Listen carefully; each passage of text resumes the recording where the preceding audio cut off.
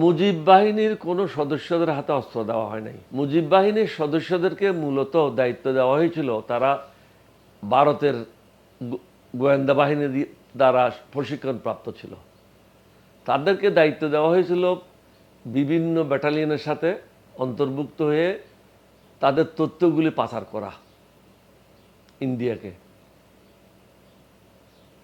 তারা কোনো যুদ্ধে কখনো লিপ্ত হয় নাই, তাদের হাতে বন্দুকও ছিল না। আমাদের সাথেও ছিল জেড ফোর্সে মুজিব বাহিনীর একজন, আমার টেন্টে থাকতো, অন্য জায়গায় আমি তার থাকতে দিই নেই। আমি তো আমার টেন্টে তুমি নিচে ফ্লোরে ঘুমাবে, নড়াচড়া করবে তো বুক ছিঁড়ে ফেলবো গুলি দিয়ে। এখানে কোনো মুজিব বাহিনীর দরকার নাই। তারপরও যখন আসছো খাও আর ঘুমাও। তারা যুদ্ধের জন্য ট্রেন ছিল না। আপনি এখন আছেন আমার সামনে বসা, আপনাকে যদি বলি যুদ্ধে চলেন, আপনি কি যুদ্ধ করতে পারবেন? এটা তো প্রশিক্ষণ লাগবে। তারা যুদ্ধের জন্য প্রশিক্ষণ প্রাপ্ত না, তারা গোয়েন্দাগিরির জন্য তাদেরকে ভারতের গোয়েন্দা বাহিনী প্রশিক্ষণ দিয়েছিল।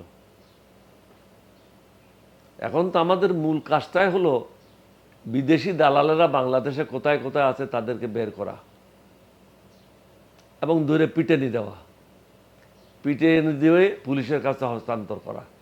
কারণ এই দালালেরা যতদিন থাকবে বাংলাদেশ সঠিক পথে চলতে পারবে না।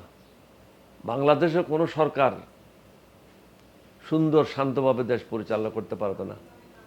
ওই দিন আমি দেখেছি একজন টেলিভিশনে বলছেন যে কর্নেল ওলি সাহেব বয়সের কারণে মতিভ্রম হয়েছে। তার যে মতিভ্রম হয়েছে সেটা টের পাচ্ছে না। সে তো যুদ্ধও করে নাই, কখনো যুদ্ধ দেখে নাই। যুদ্ধ করাটা এটা কোনো ছেলে খেলা না, যে জেনে শুনে একটা গুলির মুখে দাঁড়ানো, এটা কোনো ওই ধরনের গাদার পক্ষে সম্ভব না। ঈমান থাকতে হবে, দেশপ্রেম থাকতে হবে, সাহস থাকতে হবে, তারপরে আপনি এগিয়ে যেতে পারবেন। আমি অনেকগুলি যুদ্ধ করেছি। আমার প্রথম যুদ্ধ হলো কালুরঘাটে, যেটাতে আমি খুব সাহসিকতার সাথে করতে পারিনি। দ্বিতীয় যুদ্ধ আমি করেছি মিরশ্বরীতে, তৃতীয় যুদ্ধও করেছি মিরশ্বরীতে মস্তাননগরে, চতুর্থ পঞ্চম যুদ্ধ করেছি মিরশ্বরীর শেষের অঞ্চলে করহাট পর্যন্ত, তারপরে তুলাতলি, তারপরে হিয়াকু, তারপরে বাগানবাড়ি, তারপরে রামগড়।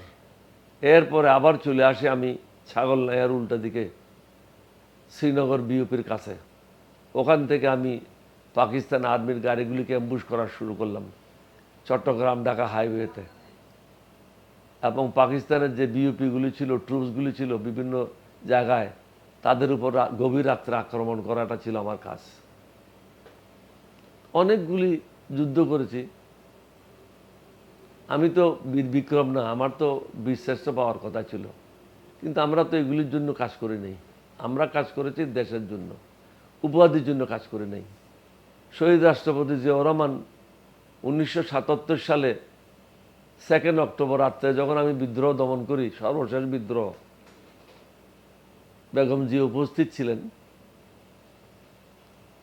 তখনই আমাকে বললেন আজকে রাত্রেই ঘরে গিয়ে সকালে তুমি কর্নেলের র্যাঙ্ক কাঁধে পড়ো।